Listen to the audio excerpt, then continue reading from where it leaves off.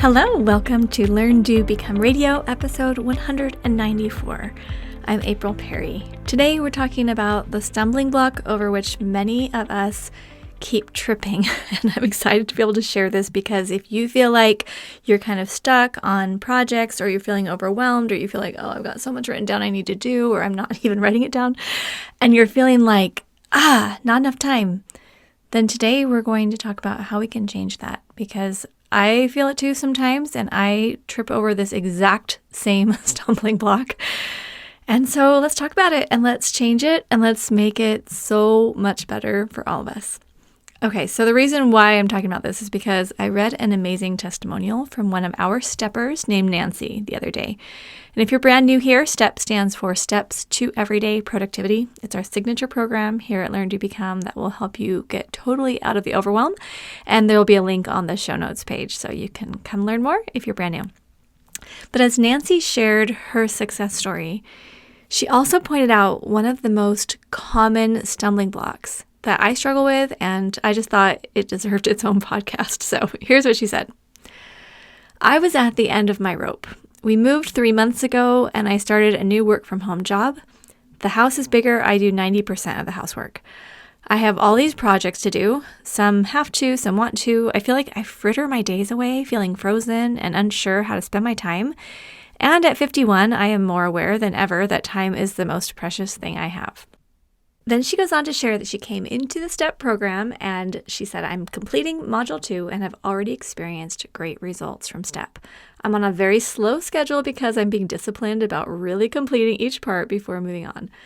But so far, I have moved my office from a room I hate to the one my spouse told me I should use from the beginning. And then in parentheses, it says sheepish grin.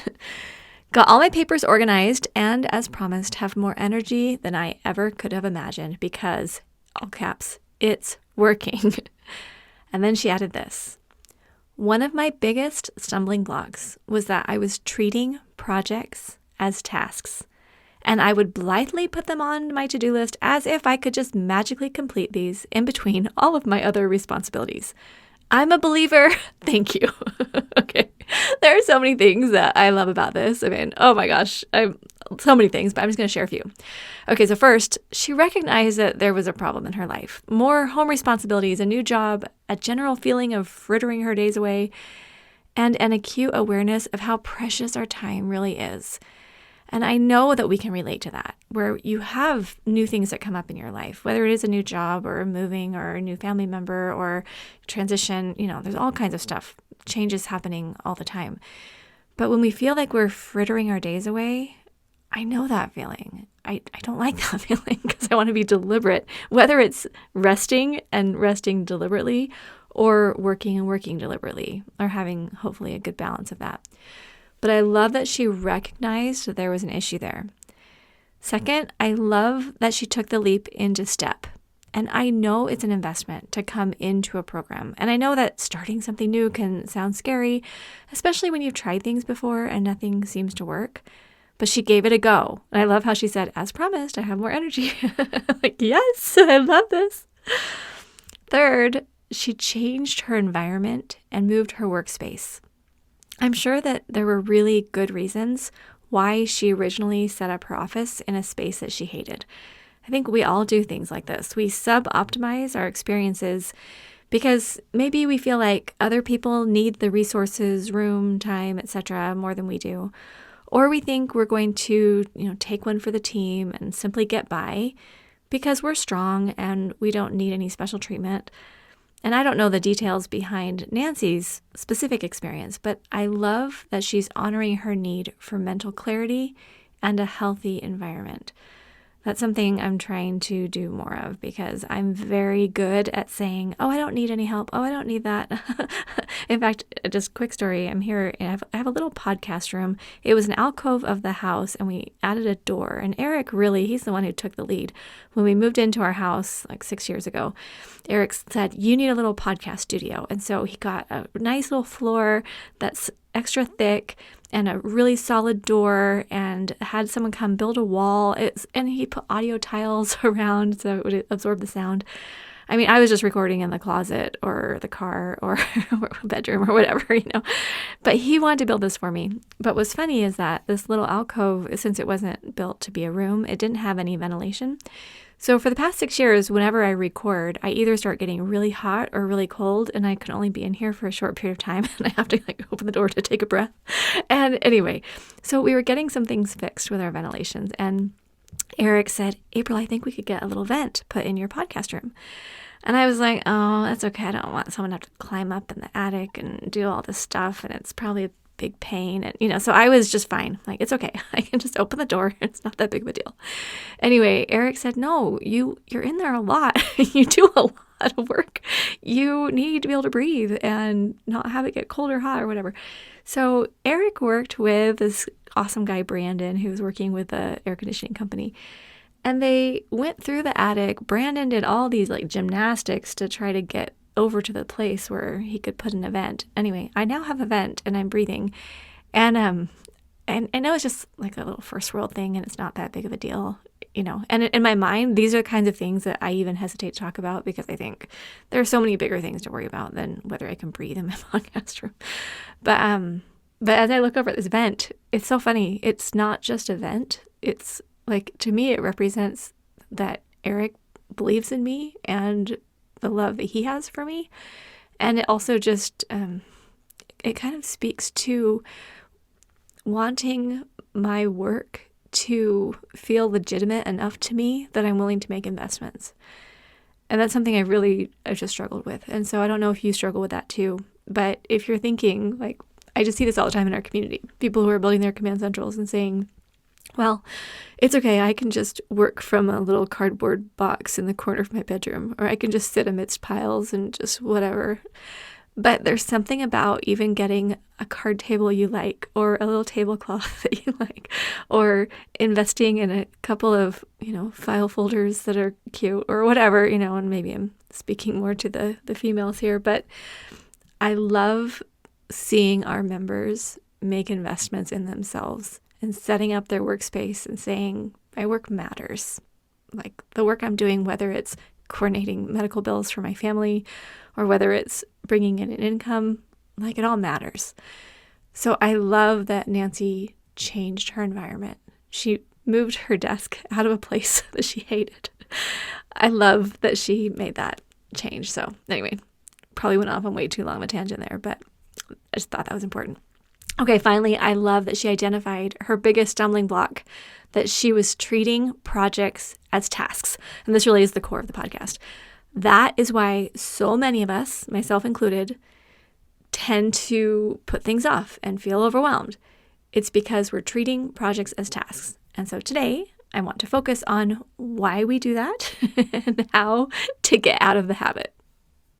So let's start with the question. Why do we treat projects as tasks? And I'm not talking about just logistics because we get confused or we don't know how to organize projects. It's not like that. I'm actually going a little bit deeper into the psychology behind it.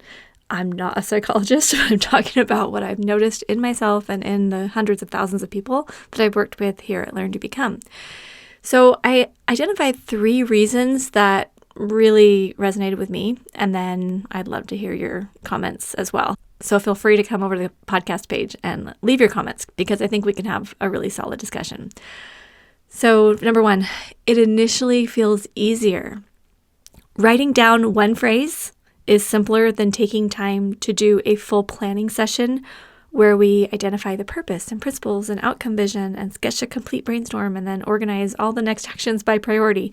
Project planning takes time and energy, so it initially feels easier to just write something down like, oh, I'm going to go redo that bedroom. That's 3 words. That feels way easier than thinking about all the stuff you have to do. Second, it gives us the sense that we can do more. Because if we're writing down projects as tasks, well, then you look at your list and you just have 2 things written on it. So you probably get this sense that, oh, well, I can do a whole lot of other things as well. That visual simplicity sometimes feels like an abundance of time, but it's actually just hiding all the work we're committing ourselves to completing. it's just this little trick we play on ourselves. Like, oh, all this big stuff I have to do? I'm just going to write it down. A few words. See, I have all kinds of space in my life. And then third, it speaks to the part of our ego that wants to believe that we're so capable and quick that we'll be able to do superhuman things if we just have enough strength and willpower. And this one is a little hard to write because I am speaking directly to myself. Sometimes when I'm feeling depleted and spread thin, I take a hard look at what is actually on my physical or hidden list of expectations, and I am astounded at how delusional I am. And I'm not saying this in a shameful way because it really is human nature to believe that we are above average. In fact, I was doing a little bit of research and there's a quote on Wikipedia that says, "In the field of social psychology, illusory superiority is a condition of cognitive bias wherein a person overestimates their own qualities and abilities in relation to the same qualities and abilities of other people." Okay, ouch. This is actually really hard. But it's okay. We can change. And I think learning how to recognize that ego, oh man, it's a process and I'm still working on it, but I have one. And acknowledging that, I think, is a good first step. All right, so then how do we change? I have a few ideas I'm going to share here, but again, please come leave your comments and share your perspective because if you've already figured this out, you can help those of us who are still working on it. But here are a few thoughts. First, remember that we're human and that's not a bad thing. Dr. David Burns, one of my very favorite authors I talk about all the time, refers to this as radical acceptance. If our internal voice says something like, "You are so slow," we can respond internally with something like, "You're right.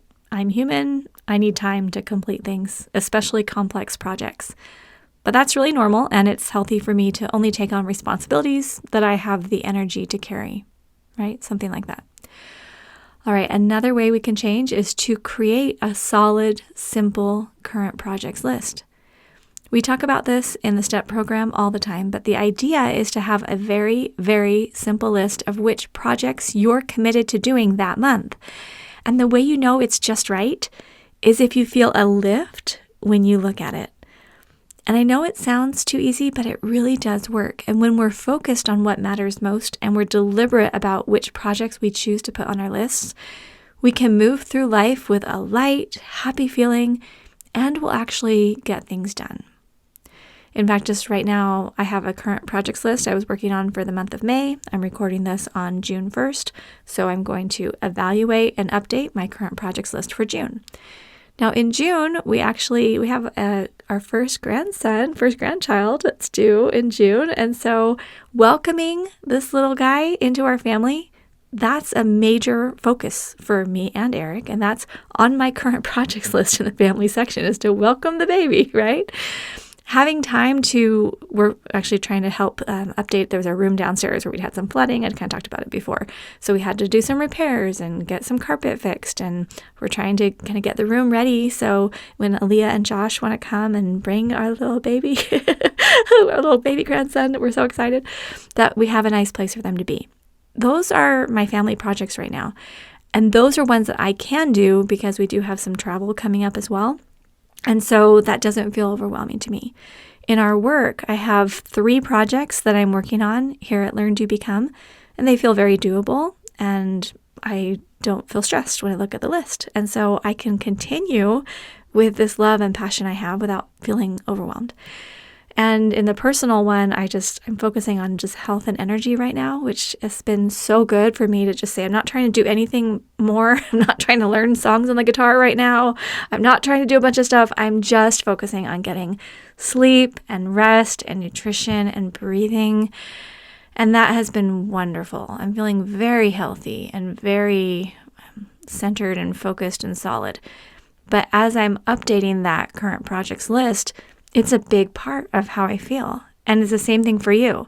If you actually write down your current projects list and look at it, do you feel a lift or do you feel dread?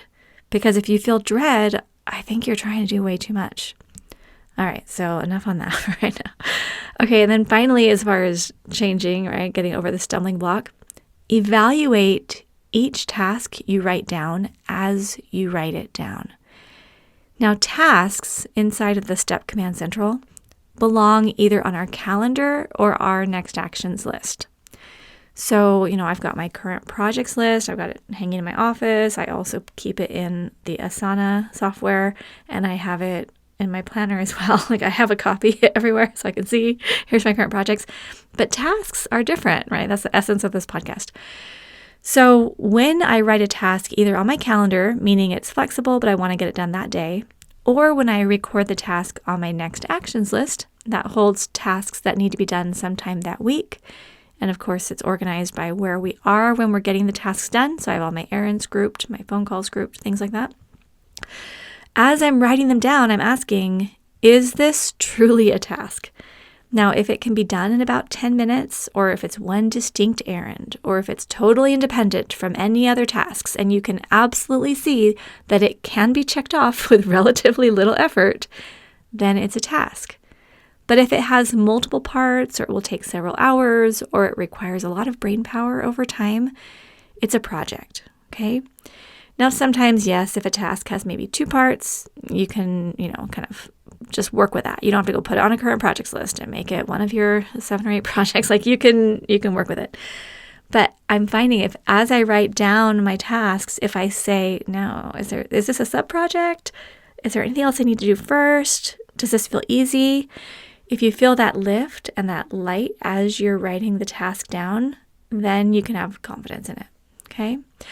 So, all right, I hope that these ideas have been helpful for you today. I know there's a lot going on for you in your life.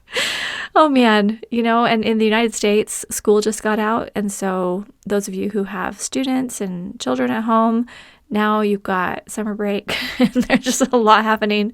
And so recognizing that just managing laundry and food and personalities and education and needs and growth, all of that, that's a lot of energy required.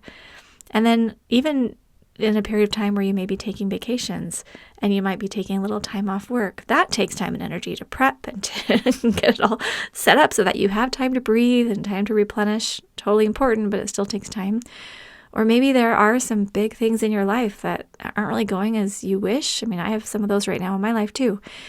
So you're thinking, well, I'm not really looking to just take vacations right now. I need to be solving these problems. I need to be figuring things out. I need to be making some changes now so the rest of my year feels better. Beautiful. But as you really look at your life, you're managing a lot. I know you are.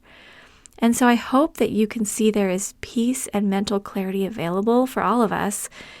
And really this core navigation of our projects and tasks and having the right mindset around it, it's so important.